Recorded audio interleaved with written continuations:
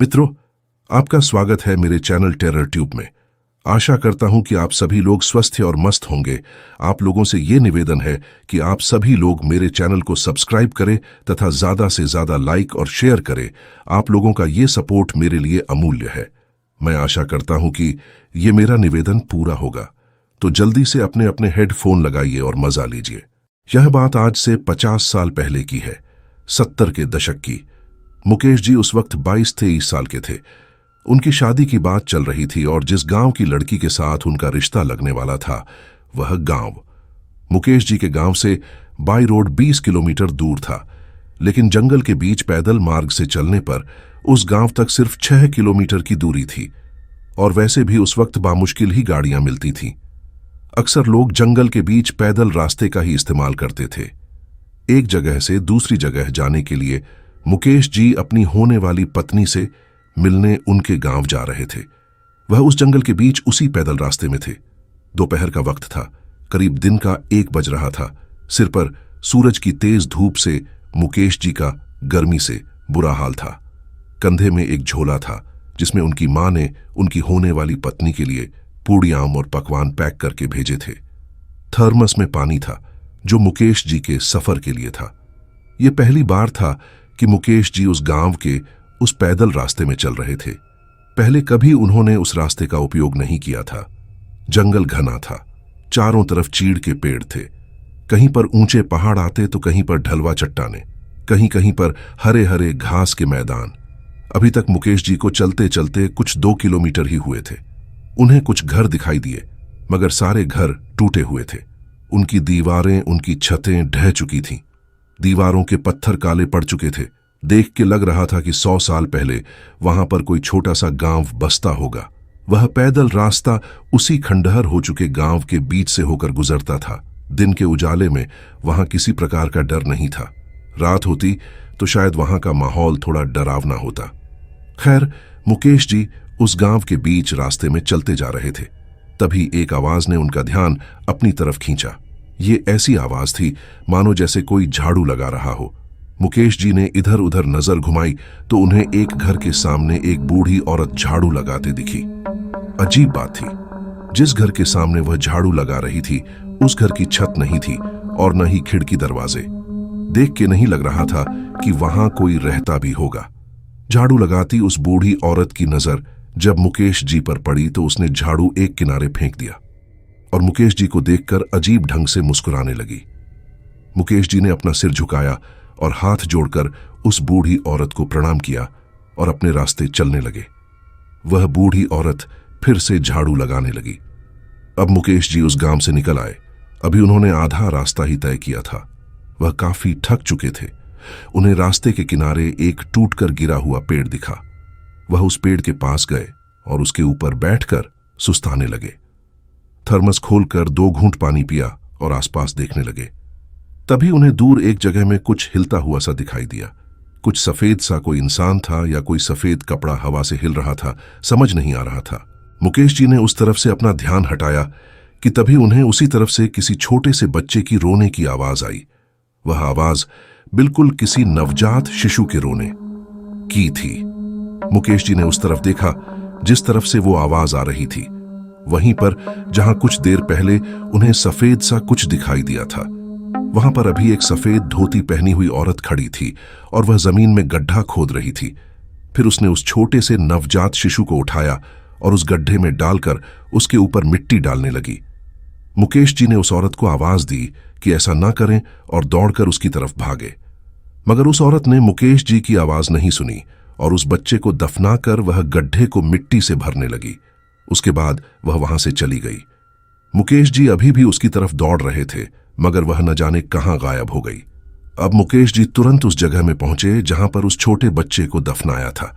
उन्होंने फटाफट उस गड्ढे की मिट्टी को खोदना शुरू किया ताकि उस बच्चे को बाहर निकाल सके, क्योंकि उस औरत ने उसको जिंदा दफन किया था। मुकेश जी ने पूरी जान लगाकर उस गड्ढे को खोद डाला और उसके अंदर से जो निकला उसे देखकर उनके होश ही उड़ गए, क्योंकि उस गड्ढे के अंदर से एक छोटे से बच्चे का कंकाल मिला। उस कंकाल की काफी हड्डियां भी गल चुकी थीं। कुछ ही हड्डियां दिखाई दे रही थीं और उसका सिर। मुकेश जी को कुछ समझ नहीं आया। अभी 1-2 मिनट पहले ही तो उस बच्चे को उस गड्ढे में जिंदा दफनाया था, फिर ये इतना जल्दी कैसे कंकाल बन गया? तभी उन्हें अपने बगल में कुछ आहट महसूस हुई। उन्होंने गर्दन घुमाकर अपने बगल में देखा। उनके बगल में वही बूढ़ी औरत खड़ी थी जो अभी कुछ देर पहले उस खंडर गांव में एक टूटे हुए घर के सामने झाड़ू लगा रही थी। इस बार उसके हाथ में एक कुदाल थी और आंखों में गुस्सा। मुकेश जी समझ गए थे कि इसी बुढ़िया ने उस बच्चे को यहां पर दफनाया था, मगर वह बच्चा इतनी जल्दी कैसे कंकाल बन गया, यह अभी भी उन्हें समझ नहीं आ रहा था। तभी वह बुढ़िया हाथ में कुदाल थामे गुस्से से मुकेश जी की तरफ दौड़ी। मुकेश जी डरकर गिरते पड़ते वहां से भागे। उन्होंने पीछे पलटकर भी नहीं देखा, वह बस भागते रहे। जब भागते भागते काफी देर हो गई तो उन्होंने एक नजर पीछे देखा, मगर पीछे कोई नहीं था। उनको समझ नहीं आ रहा था कि वहां जो कुछ भी उन्होंने देखा वह सच में हो रहा था या फिर वह सिर्फ उनकी आंखों का धोखा था, या वह बुढ़िया कोई भूत थी।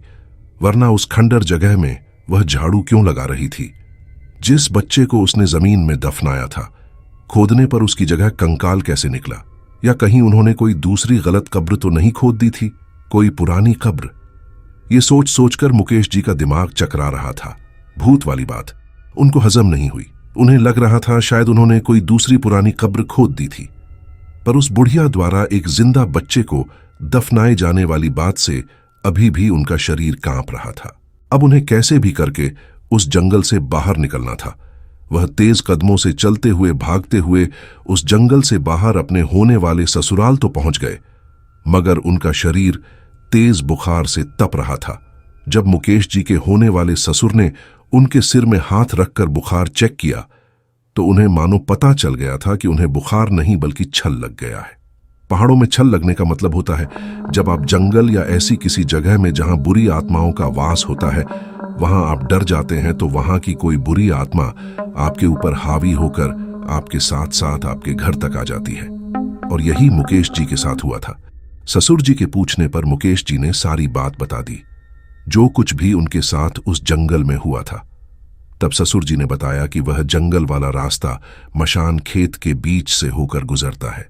मशान खेत में पहले एक गांव था जहां एक दाई मां रहती थी, जिसके खुद के बच्चे तो नहीं थे, मगर वह दूसरी गर्भवती महिलाओं के प्रसव में उनकी मदद करती थी।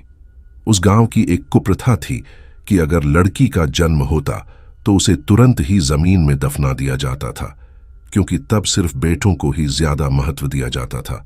उस गांव के आखिरी छोर में एक ऐसी जगह थी जहां कई सारी नवजात बच्चियों को जिंदा दफनाया था। बाद में उस गांव में एक बीमारी फैली जिससे आधा गांव खत्म हो गया और बाकी बचे लोग उस गांव को छोड़कर वहां से चले गए। ऐसा कहते हैं कि वह बूढ़ी दाई मां उस गांव को छोड़कर नहीं गई। कई सालों तक लोगों ने उस बूढ़ी औरत को उस गांव में घूमते और घरों के सामने झाड़ू लगाते देखा था। उस बुढ़िया को लगता था कि एक दिन सब गांव वाले वापस आएंगे, मगर धीरे धीरे समय बीतता गया।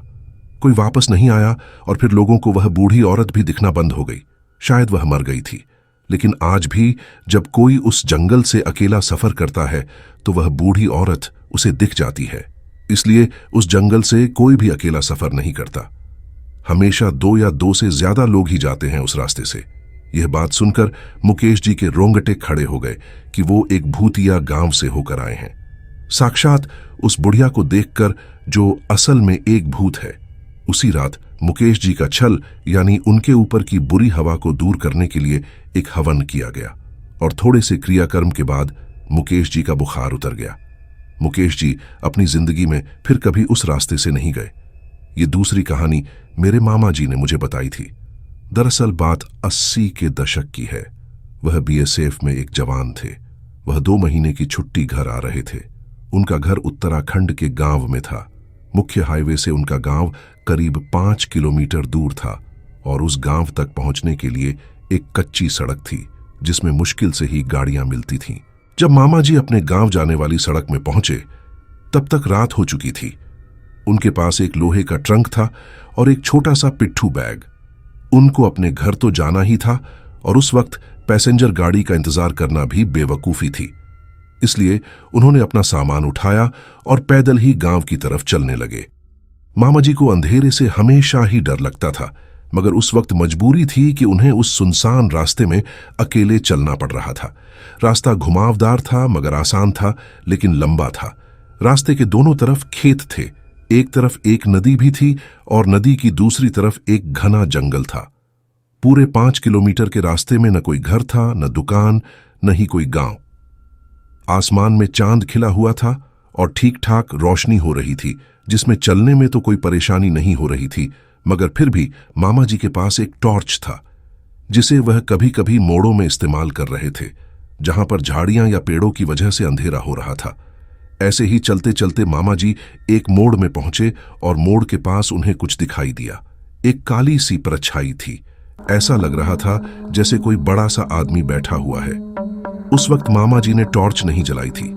उस काली परछाई को देखकर मामा जी चलते चलते रुक गए और वह काली परछाई उठकर खड़ी हो गई। मामा जी ने आवाज दी, कौन हो भाई? और इतना कहकर उन्होंने टॉर्च जलाकर उसकी ओर रोशनी डाली। मगर रोशनी पड़ते ही मामा जी ने देखा, जो अब तक एक आदमी की परछाई लग रही थी, वह असल में एक भैंस थी, एक मोटी तगड़ी भैंस। मामा जी को देखकर वह भैंस रास्ते से किनारे हट गई। मामा जी ने अपना ट्रंक उठाया और फिर से अपने रास्ते चलने लगे। मामा जी अभी कुछ ही कदम चले थे कि तभी मामा जी ने पीछे देखा। वो भैंस मामा जी के पीछे पीछे आ रही थी। मामा जी ने सोचा कि कोई बात नहीं, इस सुनसान अंधेरे रास्ते में कम से कम कोई तो है उनका साथ देने के लिए। मामा जी अपने रास्ते चलते रहे और वो भैंस उनके पीछे पीछे चलती रही। चलते चलते एक जगह में मामा जी थक कर रुक गए, क्योंकि उनका लोहे का ट्रंक बहुत भारी था। मामा जी ने देखा, उनके रुकते ही वो भैंस भी अपनी जगह में खड़ी हो गई। मामा जी ने उससे कहा, अरे तू क्यों रुक गई? जा, तू अपने रास्ते चली जा, या फिर तुझे डर लग रहा है अकेले जाने में? वो भैंस खड़ी दुम हिलाते रही। मामा जी उससे बोले, ठीक है, फिर रुक जा, मेरे साथ ही चलना। तभी मामा जी ने एक बीड़ी सुलगाने के लिए माचिस जलाई तो देखा वो भैंस वहां से गायब हो गई। मामा ने आसपास देखा, मगर वो भैंस कहीं नहीं थी। मामा जी ने सोचा, लगता है चली गई। मामा जी ने अपनी बीड़ी के कुछ कश मारे, फिर बीड़ी जमीन में फेंककर पैरों से कुचल दी और फिर अपने रास्ते चलने लगे। तभी उन्हें अपने पीछे से फिर से उस भैंस के कदमों की आवाजें आने लगी। मामा जी ने पीछे पलटकर देखा, वो भैंस मामा जी के पीछे पीछे ही आ रही थी। मामा जी को बड़ा अजीब लगा। अभी कुछ देर पहले जब वो बीड़ी फूंक रहे थे, तब भैंस वहां नहीं थी, अब अचानक कहां से आ गई? खैर, उन्होंने उस भैंस से कहा, अरे तू फिर आ गई, मुझे तो लगा था कि तू चली गई, चल आजा आजा। मामा जी फिर से चलने लगे। अब उनका गांव नजदीक आने वाला था, क्योंकि सड़क किनारे इक्का दुक्का बंद दुकानें दिखने लगी थीं। दूर एक पुल था जो मामा जी के घर की तरफ ही जाता था, और उस पुल के पास एक दुकान खुली हुई थी। उसके सामने एक बल्ब जल रहा था। उसके नीचे एक बेंच में एक आदमी बैठा हुआ था। मामा जी ने पीछे भैंस की तरफ देखा। वो अभी भी मामा जी के पीछे पीछे चल रही थी। उस दुकान के सामने बैठा आदमी मामा जी को देखकर खड़ा हो गया। मामा जी ने उस भैंस से कहा, देख, मेरा घर तो आ गया, अब तू जहां जा रही है चली जा। वो भैंस फिर भी मामा जी के पीछे पीछे चलती रही। मामा जी उस दुकान के पास पहुंचे तो देखा जो आदमी वहां पर था वो उनके छोटे भाई थे। मेरे छोटे मामा जी ने बड़े मामा जी के पैर छुए और आश्चर्य से कहा, अरे दादी, तूने तो बताया ही नहीं कि तू आने वाला है। मामा जी बोले, अरे मैंने चिट्ठी भेजी तो थी। छोटे मामा जी हंसते हुए बोले, अच्छा, अब तू आ गया है तो 1-2 दिन बाद तेरी चिट्ठी भी पहुंच जाएगी। दोनों हंसने लगे। छोटे मामा जी ने बड़े मामा जी के हाथ से ट्रंक लिया और दोनों पुल को पार करके घर की तरफ जाने लगे। तब छोटे मामा ने कहा, तू इतनी अंधेरे में अकेले कैसे आ गया? तुझे तो बचपन में अंधेरे से बहुत डर लगता था। बड़े मामा जी बोले, यार डर तो अभी भी लगता है, वरना मुझे रास्ते में एक हट्टी कट्टी भैंस मिल गई थी और शायद उस भैंस को भी अंधेरे से डर लगता होगा, क्योंकि वह मेरे साथ साथ ही चल रही थी। मैं उसी के सहारे यहां तक आया। मुझे भी साथ मिल गया था, इसलिए मैं आराम से आ गया। जब छोटे मामा जी ने यह बात सुनी तो वह आश्चर्य से बोले, तेरे साथ बहस आ रही थी? बड़े मामा जी ने कहा, हाँ, देखा नहीं तूने, दुकान के पास तक तो आई थी भैंस, फिर मैं तुझसे बातों में लग गया और फिर न जाने कहां चली गई। छोटे मामा जी ने बड़े मामा जी से कहा, दादी, तेरे साथ कोई भैंस नहीं थी, तू अकेला आ रहा था। मैंने तुझे बहुत दूर से देख लिया था। मुझे लगा कोई आदमी आ रहा होगा, मगर मुझे नहीं पता था कि तू है, पर तू अकेला था। तेरे साथ कोई बहस नहीं थी। मामा जी बोले, क्या बात कर रहा है? और वह बहस बिल्कुल मेरे साथ साथ चल रही थी। तब छोटे मामा जी कुछ देर चुप हो गए और फिर बोले, तू अंधेरे से डरता है ना, यह सबको मालूम है। इसलिए उस अंधेरे सुनसान रास्ते में तेरा साथ देने के लिए हमारे कोई पित्र वहां आए होंगे, उस बहस के रूप में। तब बड़े मामा जी ने भी सोचा कि शायद यह सच है, क्योंकि जब उन्होंने बीड़ी सुलगाने के लिए आग जलाई थी तब वो भैंस वहां से गायब हो गई थी। हम अक्सर कानों सुनी बातों पर ऐसे यकीन कर लेते हैं मानो जैसे हमने खुद उन्हें अपनी आंखों से होते हुए देखा हो। अफवाहें ऐसे ही तो फैलती हैं, बिना पंख बिना पैर के अफवाहों को एक जगह से दूसरी जगह तक पहुंचने में ज्यादा वक्त नहीं लगता। ऐसी ही एक कहानी मैं आपको सुनाने जा रहा हूं, जिसमें एक गांव के रास्ते में पड़ने वाली काली पहाड़ी में एक चुड़ैल ने डेरा जमा लिया था। और कहा जा रहा था कि चुड़ैल वहां से गुजरने वाले राहगीरों को मौत के घाट उतार देती है। यह कहानी उत्तराखंड के एक गांव की है। एक वक्त था, यह गांव एकदम खुशहाल था। वहां के लोग बहुत ही मिलनसार थे और अक्सर अपने मेहमानों का स्वागत बड़े ही आदर और सत्कार के साथ किया करते थे। उस गांव में एक अखाड़ा हुआ करता था, जिसके पहलवान आसपास के गांवों में काफी प्रसिद्ध थे और अक्सर सालाना दंगल में प्रथम स्थान पर आया करते थे। उनकी बहादुरी का डंका चारों तरफ बजने लगा, जिसकी वजह से उस अखाड़े को चलाने वाले पहलवान सुदीप की छाती हमेशा गर्व से चौड़ी रहती थी। सुदीप की बड़ी बड़ी मूंछें घमंड से हमेशा तनी हुई रहती थी, क्योंकि उसके अखाड़े के पट्टों ने उसका नाम चारों तरफ रोशन जो किया था। सब कुछ ठीक चल रहा था, लेकिन एक दिन उनके गांव में एक अफवाह फैल गई जिसने सभी को हैरत में डाल दिया। कुछ लोगों का कहना था कि शहर की तरफ जाने वाले रास्ते में जो काली पहाड़ी पड़ती है, उसमें एक चुड़ैल ने अपना डेरा जमा लिया था और वह चुड़ैल आने जाने वाले राहगीरों को मौत के घाट उतार रही है।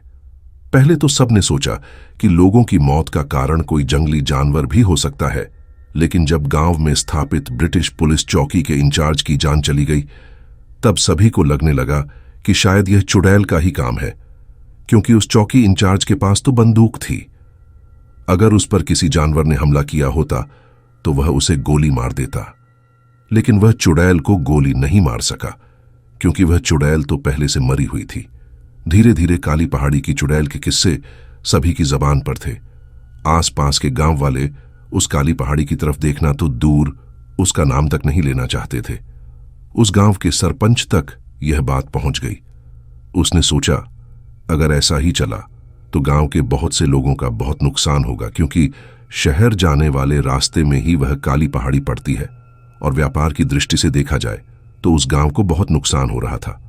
ऐसा उस सरपंच का सोचना था, तो उस सरपंच ने गांव में एक ऐलान करवा दिया कि जो भी हिम्मत वाला पुरुष रात में उस काली पहाड़ी में जाएगा और तथाकथित पीपल के पेड़ के नीचे एक लोहे का खूंटा गाड़ देगा, उसे गांव और ब्रिटिश हुकूमत द्वारा एक बड़ा इनाम दिया जाएगा। सभी लोगों तक यह खबर पहुंच गई, लेकिन किसी को भी उस चुड़ैल के हाथों जान गंवाने का शौक थोड़ी न था। पूरे गांव ने इस बात पर चुप्पी साध ली। कोई भी पुरुष आगे नहीं आया, लेकिन जब सुदीप को इस बारे में पता चला तो उसने सोचा कि गांव वालों के सामने हीरो बनने का यह अच्छा मौका है। अब तक तो गांव वाले सिर्फ उसके अखाड़े के पहलवानों की तारीफ किया करते थे, लेकिन अगर उसने रात में उस काली पहाड़ी में जाकर पीपल के पेड़ के तने में खूंटा गाड़ दिया तो सारे गांव में उसकी ही बहादुरी का डंका बजेगा। पहलवान सुदीप ने गांव के सरपंच की चुनौती स्वीकार कर ली और खूंटा और हथौड़ा लेने के लिए उसके घर पहुंचा। सरपंच ने सुदीप की तारीफ करते हुए उसे एक लोहे का खूंटा और एक हथौड़ा दिया। सुदीप को आधी रात में उस काली पहाड़ी में जाकर पीपल के पेड़ के नीचे वह खूंटा गाड़ना था, इसलिए वह दिन भर रात होने का बड़ी ही बेसब्री से इंतजार कर रहा था। रात होते ही सुदीप काली पहाड़ी की तरफ चल दिया। रास्ते भर जानवरों की आवाजों ने और पत्तों की सरसराहट ने उसको अंदर तक दहला दिया था। काफी चलने के बाद सुदीप उस काली पहाड़ी के ऊपर पहुंचा। उसने बड़े ही ध्यान से पहाड़ी के इर्द गिर्द देखा, मगर वहां कोई भी नहीं था। पहलवान सुदीप को उस जंगल के सन्नाटे ने, उस रात के अंधेरे में और जंगल में गूंजती जानवरों की आवाजों ने अंदर तक हिलाकर रख दिया था। एक अखाड़े का पहलवान उस जंगल में एक बच्चे की तरह डर रहा था। उसने हनुमान चालीसा का पाठ पढ़ना शुरू कर दिया और काली पहाड़ी पर चढ़ने लगा। थोड़ी देर बाद वह उस पीपल के पेड़ के नीचे पहुंचा जिसके नीचे उसे वह लोहे का खूंटा गाड़ना था। उसने सोचा, जितना जल्दी हो सके उस लोहे के खूंटे को उस पेड़ के नीचे गाड़ देता हूं, उसके बाद वापस गांव की तरफ भाग पड़ूंगा। उसने आजू बाजू अच्छे से देखा और फिर हड़बड़ाहट में उसने वह लोहे का खूंटा उस पेड़ के नीचे गाड़ दिया और पलटकर हनुमान चालीसा का पाठ पढ़ते हुए भागने लगा। तभी उसे ऐसा लगा जैसे मानो किसी ने उसकी धोती पकड़ रखी हो। बस उसी वक्त उसके मन में ख्याल आया कि हो न हो ये वही चुड़ैल है। सुबह हुई और गांव के सरपंच ने सबसे पहले सुदीप के घर में जाकर पता किया, लेकिन वहां पहुंचकर सरपंच को पता चला कि सुदीप कल रात से घर वापस नहीं लौटा। तो सरपंच ने गांव के कुछ लड़कों को इकट्ठा किया और उस काली पहाड़ी की तरफ चल दिया। पहाड़ी पर उसने पीपल के पेड़ के पास जाकर देखा तो सुदीप जमीन पर गिरा पड़ा था और उसकी धोती उसी खूंटे पर फंसी हुई थी जिसे उसने खुद पेड़ के नीचे गाड़ा था। सुदीप रात में ही दिल का दौरा पड़ने की वजह से मर गया था। उस सरपंच को सारी बात समझ में आ गई और सुदीप की मौत ने यह साबित कर दिया था कि चुड़ैल जैसी कोई चीज थी ही नहीं। वह सब एक वहम था, एक अफवाह थी, क्योंकि सुदीप खुद की ही धोती से फंसकर डरकर दिल का दौरा पड़ने की वजह से मरा था और उन राहगीरों को और उस अंग्रेज अफसर को हो न हो जंगली जानवरों ने या किसी डाकुओं ने मारा होगा। धीरे धीरे यह बात सभी गांवों में फैल गई और सबके मन से उस काली पहाड़ी के चुड़ैल का डर खत्म हो गया। सो आई होप गाइज आपको यह हॉरर स्टोरी अच्छी लगी होगी, तो इसे लाइक और शेयर करिए। जो लोग चैनल पर आज पहली बार आए हैं वो इसे सब्सक्राइब कर लें तथा हमारे लेटेस्ट वीडियोस की नोटिफिकेशन पाने के लिए बेल आइकन को भी प्रेस कर दें। मिलते हैं अगले वीडियो में एक नए हॉरर स्टोरी के साथ।